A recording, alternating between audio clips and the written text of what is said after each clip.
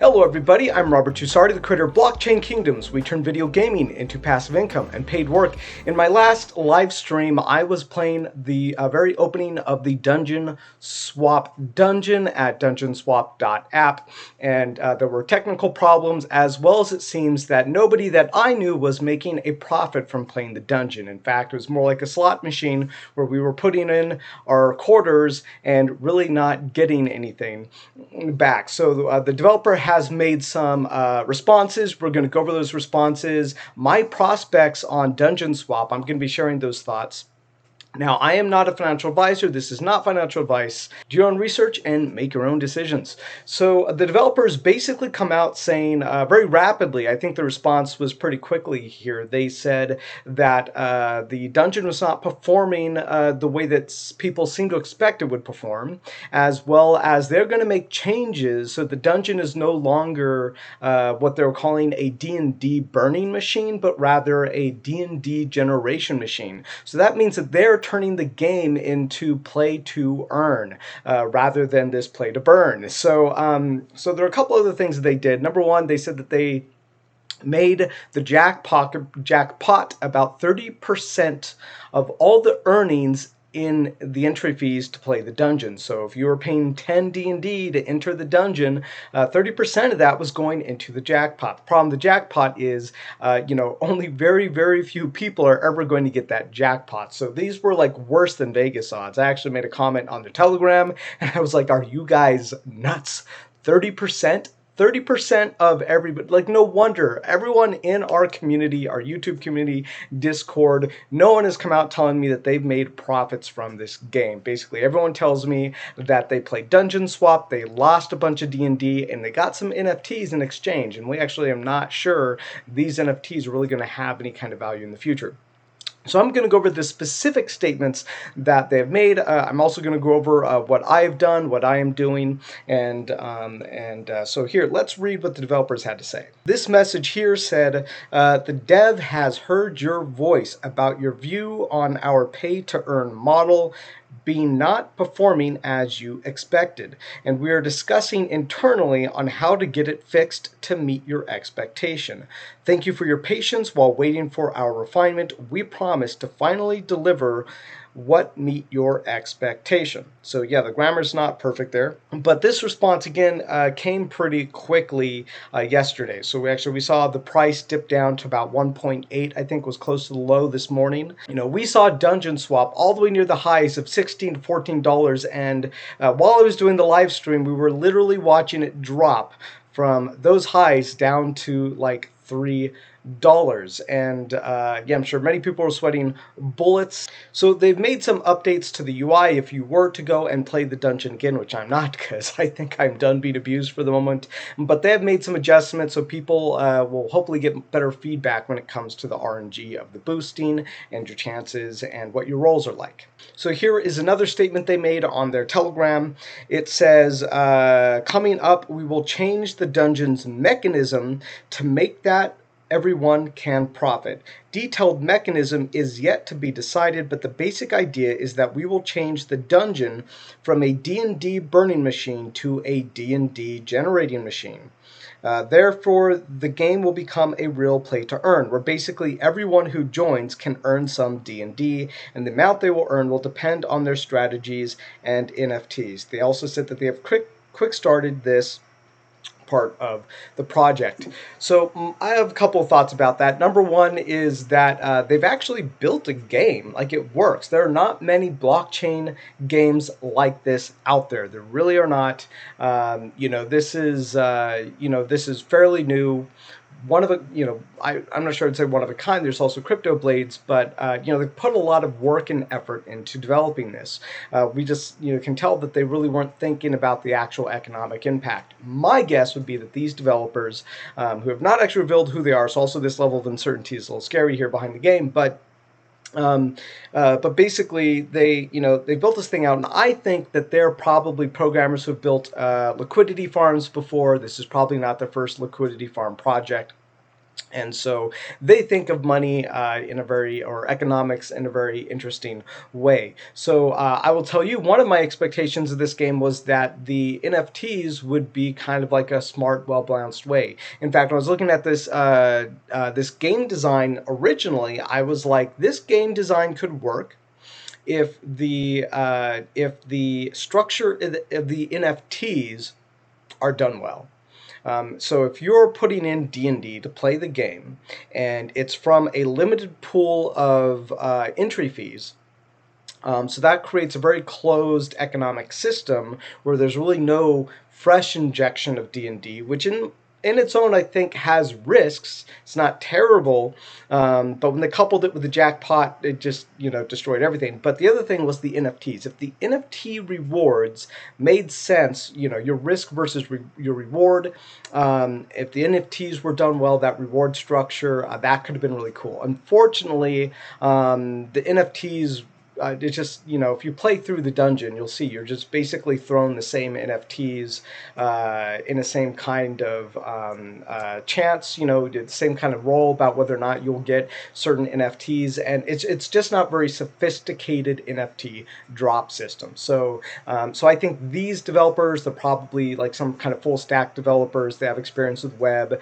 and some blockchain contracts, probably a lot of liquidity pools, but they might not have a lot of video game developer experience. And this is where, like video games, when it comes to economics, you have to be very careful with what you do.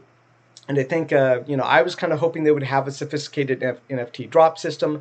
They have not. I kind of have doubts that they will have a sophisticated NFT drop system, just based on what I've seen so far. But if they can make the play to earn factor interesting, it can work. So I think there's a fallacy inside of the thinking of what they were doing when they were building the dungeon. I think their thinking was that if we make the earning of D&D's the token scarce and limited, it will therefore have more value. And that is not necessarily wrong.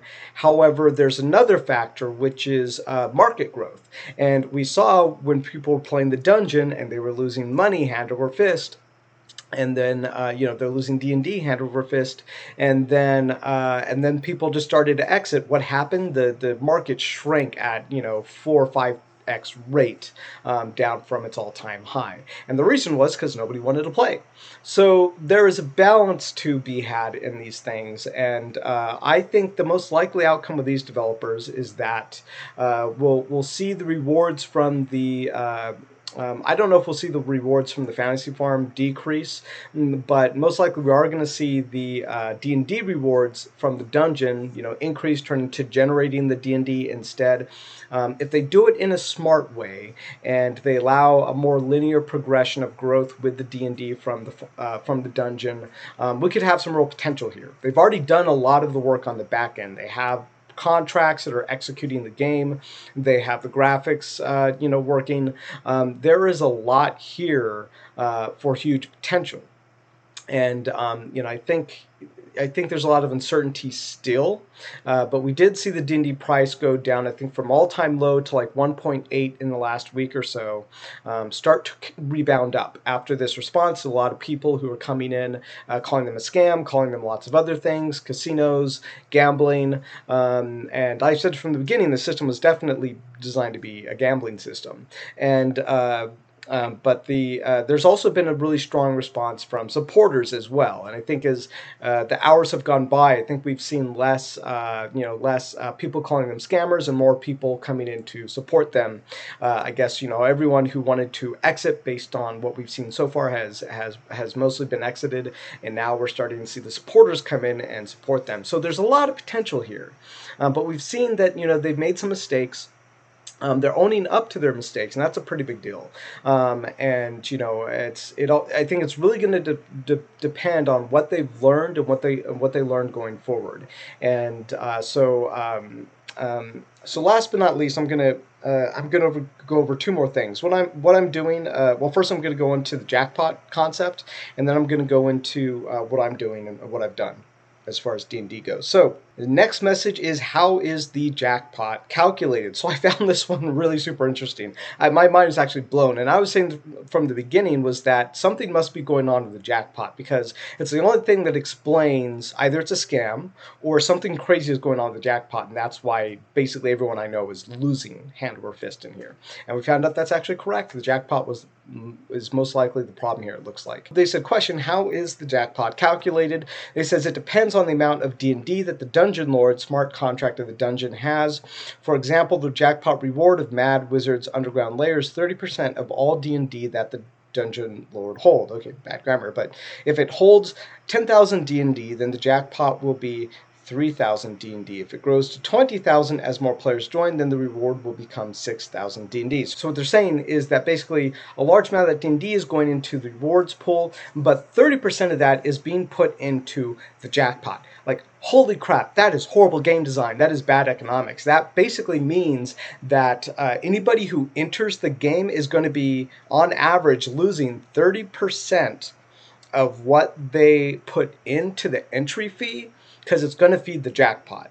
And I've played through it. Like, getting to the jackpot is really difficult. In fact, no one that I know in our community has hit the jackpot. So that's basically guaranteed 30% loss per person. So, you know, I don't know if the jackpot concept was ever going to work without a strong NFT reward structure. We already know that's not in there right now. I don't have faith that the developers are going to have essentially the game developer mindset of developing a sophisticated NFT drop system. I don't think they're there.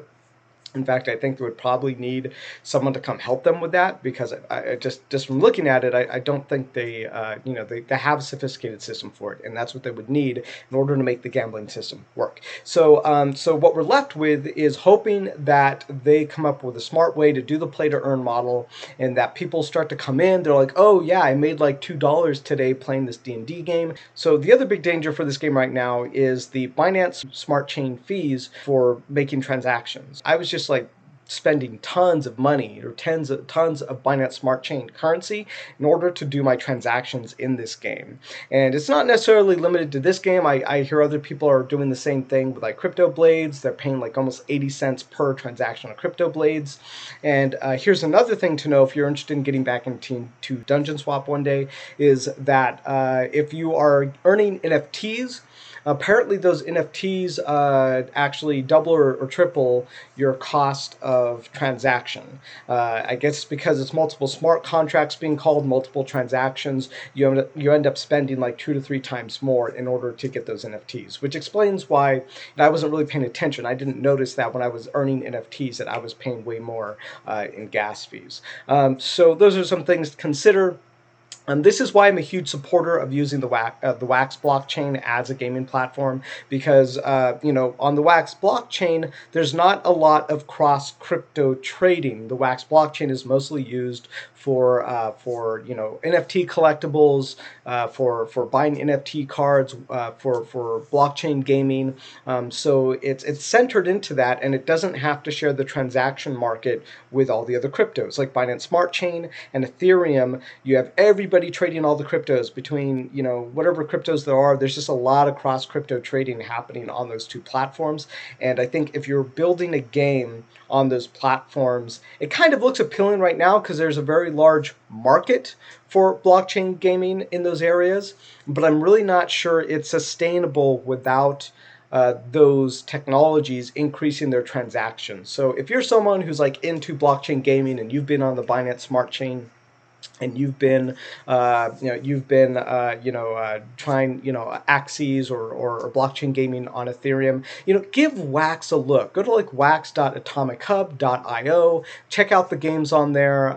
There's only a few. Our planet's kind of in a bad situation right now, and I just covered Farmer's World. I kind of don't like the economics in there. It's also very Ponzi-esque. However, we do have our meta source cards at shop.blockchainkingdoms.com. Let me tell you guys, like when we release our cards, we're going to do our economy right. When we deploy, we're going to launch our cards officially on the Wax platform in a couple of weeks, and then hopefully a month or two later, we're actually going to have our token earnings, and you're going to be able to play our Crypto's Castles card game. And we're going to show people how to do the economy right when it comes to blockchain games, and not all this like you do pay to buy these collectibles and play these games.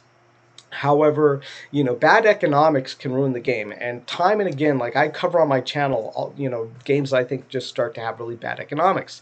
And I've started to see, I've started to put a lot of my faith into games like Dungeon Swap. I've started to put a lot of my faith into, games like Our Planet. And, I kind of feel done, to be honest. I sometimes think, I'm just so done with these other games. Like they're doing things wrong. However, I've been learning a lot. I've been learning what to do, what not to do, what works, what doesn't work. And so when we release our Meta Source cards at, you can buy some at shop.blockchainkingdoms.com right now before they're officially released on the Wax platform. Our whole point is to turn video gaming into passive income and paid work. That is what we're here for. And and as painful sometimes these experiences have been, they've been huge learning experiences. What I can provide you, people who are interested in Wax, not in Wax, but gaming, blockchain, collectibles, and gaming as passive income and paid work. This is what we're developing now. We're not. I'm not necessarily saying that our things are investments yet, that our collectibles are investments yet. I think it's up to you whether or not you consider your gaming items and collectibles investments. We're right now just making them and trying to build good economics. And later we want to have our own exchanges and have a cryptocurrency license. But in order for us to call our gaming items investments, we need a cryptocurrency license. So and it costs like over $153,000 to do that. But when we finally acquire that cryptocurrency license, you're going to see some pretty big cool things from us in the future. It's stuff we're working on.